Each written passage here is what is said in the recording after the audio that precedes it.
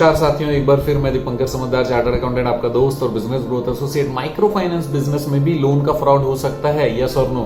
और अगर ऐसा फ्रॉड हो चुका है आपके साथ एज ए कस्टमर, तो फिर कैसे हैंडल करें? और कई बार क्या होता है कि गलत डिटेल चली जाती कंपनी के रिकॉर्ड्स में, उस समय भी क्या करना है, ये आज आप सीखेंगे। सबसे पहली बात ये बता दूं कि माइक्रो फाइनेंस बिजनेस के लिए हम लोग कोई भी एज ए कंपनी नहीं ले सकते।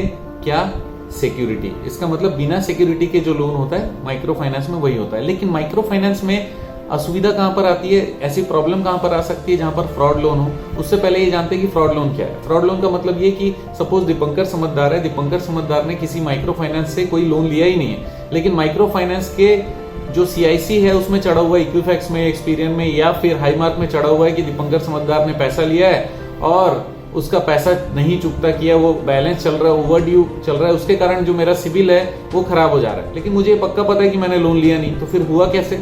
इसका मतलब ये कि कहीं पर मैंने अपने आधार, पैन और अपने डिटेल और सिग्नेचर कहीं किसी पेपर में किए होंगे, तो सिग्नेचर का भी फोटोकॉपी या स्कैन अटेस्ट करने का जुगाड़ किसी के पास में होगा, पैन कार्ड की कॉपी किसी के पास होगी, आधार कार्ड की कॉपी किसी के पास होगी। कई बार तो केवल फोटोकॉपी से काम कर लेते हैं। और कई बार हम लोग क्या करते हैं, कहीं पर कुछ मोबाइल सिम ले रहे हैं या फिर किसी और जगह पे कोई और काम कर रहे हैं, ग्राहक सेवा केंद्र में या कहीं पर भी, वहां पर एक से ज्यादा हम लोग अटेस्टेशन करके दे देते हैं जहां ओरिजिनल अटेस्टेशन होता है। तो क्या होता है, वो सारे पेपर्स अगर कोई मिस यूज करना चाहे तो मिस यूज करके क्या करेगा, वो माइक्रो फाइनेंस का लोन दिखा देगा किसी के नाम पे और पैसे उठा लेगा कंपनी से।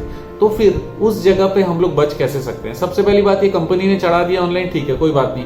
हाँ, अब मैं ग्राहक हूं तो फिर मेरे पास में पैसे आने भी तो चाहिए, तो पैसे रिसीव करने के लिए भी तो सिग्नेचर लगेगा, कोई फॉर्म में भी तो साइन लगेगा, केवल KYC के सिग्नेचर से तो होगा नहीं, यस और नो? तो पहली बात तो ये कि आप डरो मत। यहाँ इसके आगे मैं आपको सॉल्यूशन बताने वाला हूँ। आपने कहीं पर भी साइन किया नहीं किसी कंपनी के फॉर्म में या फिर कोई रसीद पे या फिर डिसबर्समेंट के किसी भी रजिस्टर पे या फिर कोई प्रोसेस या डॉक्यूमेंट में आपने साइन नहीं किया है, ये चीज क्लियर है आपको, राइट?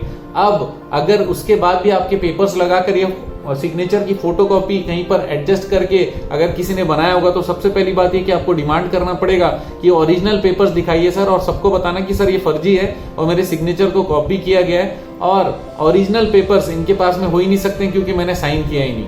तो मेरे जैसा साइन अगर कोई कर दिया होगा तो अलग बात है, लेकिन ये मेरे जैसा भी दिख नहीं रहा है, या फिर सेम एज इट इज आपकी सिग्नेचर दिख रहे हैं, तो आप ये बता सकते हो कि सर ये सिग्नेचर कहीं से कॉपी किया हुआ है, मैं कंपनी को भी नहीं जानता, ना इनके फॉर्म को जानता हूं। अच्छा, ये तो आएगा जज साहब के सामने वाली बात, लेकिन उससे भी पहले आप सीधा कंप्लेन कर सकते हो उस CIC को, चाहे वो इक्विफैक्स, एक्सपीरियन, हाईमार्क या फिर अगर वो NBFC माइक्रो फाइनेंस है तो फिर वहां पर सिविल में डायरेक्टली आप रिपोर्ट करो कि ये फ्रॉड लोन हमारे नाम पे दिखा रहा है, और उसके साथ साथ कंपनी अथॉरिटी को भी आप साथ में लेटर दे सकते हो और उनको नोटिस दे सकते हो वकील की तरफ से कि बॉस ये गलत काम किया हुआ है और इस पे आप अपना इंटरनल जांच करके हमको जल्दी से बताइए, क्योंकि जब हम लोन लेने गए उस समय हम लोग को पता चला कि भाई मेरे नाम पे लोन आपकी कंपनी में चढ़ा हुआ, जबकि ऐसा कुछ है ही नहीं, ना मैंने कभी रिकॉर्ड दिया है। तो फिर वो जांच करेंगे और जांच करके अगर उनको पता चलेगा तो फिर ऑलरेडी आप पैसे तो लिए ही नहीं हो, लेकिन पता चल ही जाएगा। और उसके बाद भी अगर वो छुपाना चाहेंगे, ऐसा कब हो जाता है जब वो छुपाना चाहते हैं, जब कोई एम्प्लॉय किसी के नाम से पैसे निकाल ले, जुगाड़ से निकाल ले, या फिर कोई टीम लीडर है जो किसी का पेपर देकर उसके नाम से पैसे निकाल कर खुद यूज कर जाए, तो फिर हमको ये देखना पड़ेगा कि अगर वो ग्रुप लूना तो उस ग्रुप में और कौन कौन से लोग हैं, तो हम लोग उस ग्रुप के लोगों को भी इल्जाम लगा सकते हैं, उनको भी पकड़ सकते हैं कि भाई मेरा पेपर कहां से आया आपके ग्रुप को, मैं तो आपको जानता भी नहीं हूं, और अगर जानता हूं तो मैं आपको कभी पेपर दिया नहीं हूं, तो आप मेरे नाम से लोन कैसे ले सकते हो?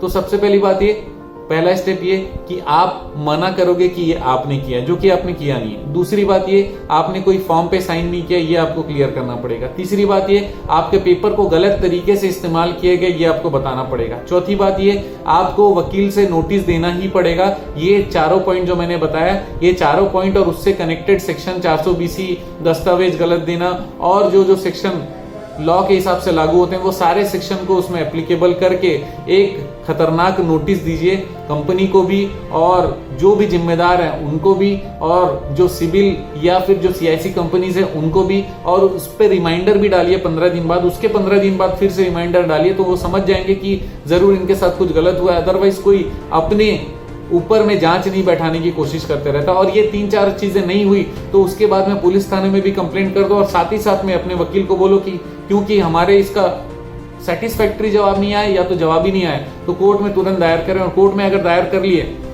तो उसके बाद में कोर्ट की प्रोसीडिंग में कंपनी को लाकर खड़ा करिए, और अपने समय जो आपका टाइम खराब हो रहा है, जो लोन आपको मिलता तो आपका काम बनता, वो सारी चीजों का एक असेसमेंट करिए जिसमें एक बड़ा अमाउंट बनेगा जो आपके फेवर में जाएगा, सिर्फ इसलिए क्योंकि आप गलत नहीं हो। अगर आप गलत होते तो उल्टा आपके ऊपर में केस बन सकता था 420 का, लेकिन अभी सामने वाले के ऊपर में 420 का केस बन सकता है। इसी कारण आपको डरने का जरूरत नहीं अगर आपने किया नहीं है। लेकिन मेरा एक छोटी सी सलाह है कि आप जरूर से जरूर जब भी किसी को कोई डॉक्यूमेंट दे तो उसमें लिख दे इस पर्पस से ये डॉक्यूमेंट मैंने दिया है, और वो वहां पर साइन करिएगा। कौन से डेट को दिया वो डेट भी वहां पर लिखेगा, अपना नाम लिखेगा, और इसके अलावा कहीं और इस्तेमाल ना किया जाए। ये भी आप हिंदी में, इंग्लिश में, तेलुगु में जो अच्छा लगे उसमें जरूर लिख दीजिए, जिससे कभी भी अगर आप बोलेंगे कि भैया जो पेपर दिखा रहा है उसका ओरिजिनल दिखाओ, तो ओरिजिनल दिखाने से लिखा रहेगा, ओरिजिनल दिखा ही नहीं सकता, ये याद रख लेना। आप हमेशा बचने वाले हो। आज से प्रैक्टिस सही कर लो, और जो हो चुका है उसको जीतने का उपाय मैं बता चुका हूं। वीडियो को शेयर जरूर करिएगा ज्यादा से ज्यादा लोगों के काम, ताकि मैं आ सकूं।